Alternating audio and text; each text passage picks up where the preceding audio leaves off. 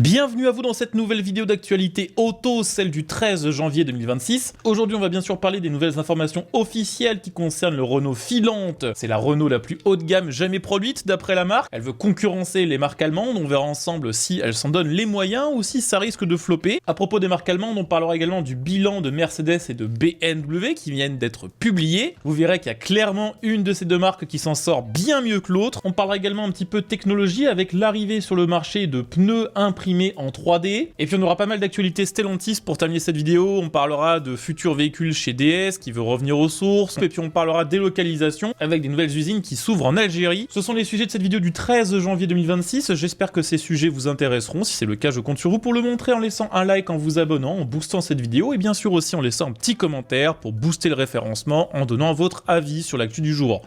On va commencer cette vidéo en parlant du Renault Filante. C'est le nouveau vaisseau amiral de la marque aux losanges qui veut aller concurrencer tout ce qui va être Mercedes GLE, BMW X5 ou encore Audi Q8. En gros, le secteur des SUV segment E et segment D. Il sera basé sur la plateforme CMA qui a été développée en partenariat avec le groupe chinois Geely et qui est dédié au modèle haut de gamme. Il sera fabriqué en Corée, qui est sa cible commerciale numéro 1, avant d'être exporté quelques mois après en Amérique du Sud. Son design, lui, est bel et bien made in France, puisque pensé par les équipes de dessinateurs de Guyancourt, près de Paris. On parle quand même ici d'un véhicule qui fait 4,92 m de long, 1,89 m de large et 1,64 m de haut. Son design se veut mi-premium, mi-sportif, avec un haillon en forme de flèche et une lunette arrière quand même assez inclinée, façon fastback. À bord, l'ambiance se veut premium et moderne, avec 3 écrans 12,3 pouces, un pour l'instrumentation, un comme écran central et un pour l'écran passager. 3 écrans qui seront en plus complétés par un affichage tête haute en réalité augmentée de 25,6 pouces. L'ensemble sera pilotable par un assistant vocal qui intègre de l'intelligence artificielle et sera bien sûr compatible avec les mises à jour logicielles à distance, comme c'est le cas de la plupart des véhicules Renault modernes. La version qui a été ici dévoilée est la version Esprit Alpine. Ce sera la version la plus haut de gamme au lancement et elle disposera comme particularité à l'intérieur par exemple de petites surpiqûres bleu, blanc, rouge, mais également d'un système audio haut de gamme à 10 haut-parleurs réalisé par Bose, qui sera en plus doté d'un système actif d'atténuation des bruits de roulement et de moteur. Sachez qu'il embarquera également plus de 30 aides à la conduite, parmi lesquelles par exemple des caméras 360 degrés haute définition, le freinage actif d'urgence, un rétroviseur intérieur numérique ainsi qu'un système d'alerte trafic transversal qui vous alerte tout simplement lorsqu'un véhicule arrive sur votre côté. Le volume de coffre est de 654 litres, mais Renault a déjà précisé que si on rabat les sièges et qu'on optimise tout l'espace, le Renault Filante peut atteindre 2071 litres, ça commence à faire beaucoup. Jusqu'ici sur le papier, c'est vrai que ce Renault Filante, en tout cas en termes de design, en termes de gabarit, en termes d'équipement, peut jouer face à la concurrence allemande. Par contre, il y a quand même un gros problème déjà, ça va être ce qu'il y a sous le capot, puisque là où les marques allemandes vont proposer parfois des 6 cylindres, parfois même encore des V8 sur les modèles dont on parlait tout à l'heure, dans les finitions sportives, ce Renault Filante se limitera à un 4 cylindres. Ce sera un véhicule qui sera hybridé, qui associe un moteur 4 cylindres 1,5 litre turbo à cycle Miller de 144 chevaux à 2 moteurs électriques de 135 chevaux et 80 chevaux. La batterie de 1,64 kWh permettra d'après Renault jusqu'à 75% de roulage en mode électrique en usage urbain et sera couplée à une boîte DHT Pro à 3 rapports. Effectivement, ça peut sonner bizarre. C'est pour la simple et bonne raison que Renault considère que la partie thermique de cette motorisation n'interviendra que à certaines plages de régime et certaines vitesses. Donc il y a 3 rapports qui serviront à optimiser le rendement à vitesse stabilisée, à limiter la consommation et le bruit, mais aussi à réduire la complexité mécanique. La grande question donc à laquelle malheureusement pour le moment nous n'avons pas de réponse, c'est combien coûtera ce Filante? S'il choisit d'être largement moins cher que ses concurrents précédemment cités, peut-être pourra-t-il rivaliser avec ses concurrents allemands, mais c'est vrai que si la facture commence à trop s'alourdir, il y a fort à parier quand même que la clientèle coréenne et sud-américaine préfère se diriger vers des motorisations de plus grosse cylindrée, considérées comme plus nobles, considérées comme plus agréables à conduire et surtout des véhicules qui conserveront mieux leur cote à la revente. Dès qu'on aura plus d'informations sur son prix, je vous les communiquerai. Sachez qu'en attendant, Renault exclut toute possibilité de commercialisation de ce véhicule sur le sol européen pour la simple et bonne raison que même s'il a un petit moteur 4 cylindres 1,5 litre hybridé, elle suppose que la fiscalité défavorable européenne à l'encontre des moteurs thermiques lui nuira, ainsi que le déficit de notoriété de la marque Renault sur le segment premium.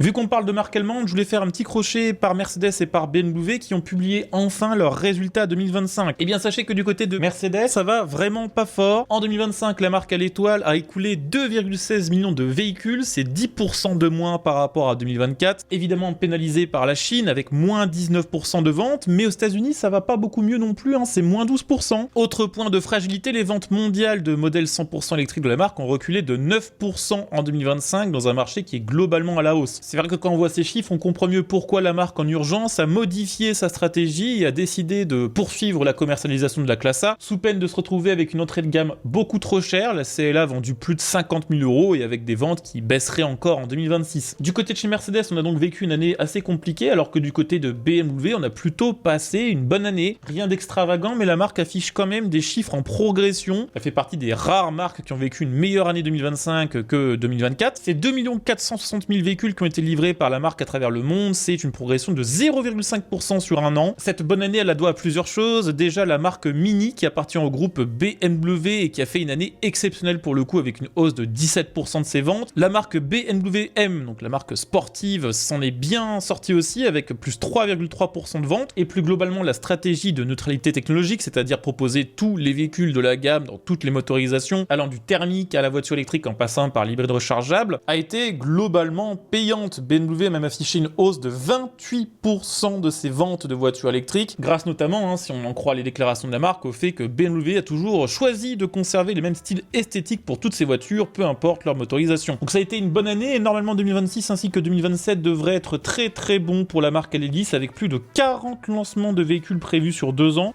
Sur un tout autre sujet, je voulais vous parler un petit peu technologie avec les pneus imprimés en 3D. Ça vient du fabricant sud-coréen Hankook qui a récemment dévoilé un nouveau type de pneu, un nouveau concept qui rompt totalement avec les précédentes méthodes de fabrication des pneumatiques classiques. Le principe de la conception par imprimante 3D, c'est que le pneu va être construit de bas en haut, par exemple, couche par couche, ce qui permet plusieurs choses. Déjà, ça permet de créer des formes complexes qui seraient impossibles à réaliser avec des procédés traditionnels. Ça permet aussi, avec une grande précision, d'ajuster localement la rigidité ou la flexibilité du pneu, et donc techniquement de réduire la résistance au roulement tout en conservant l'adhérence pour optimiser la consommation par exemple. Ça permet également d'économiser la quantité de matière nécessaire à la fabrication du pneu, puisque là on va vraiment utiliser que la quantité absolument nécessaire pour faire le pneu, pas plus, pas moins. Pour résumer, ça permettrait à Hankook de faire des pneus qui consomment moins à la fabrication, qui consomment moins pendant les phases de roulage, tout en conservant leur adhérence et leur durabilité, et en plus en utilisant des matériaux recyclés pour leur constitution.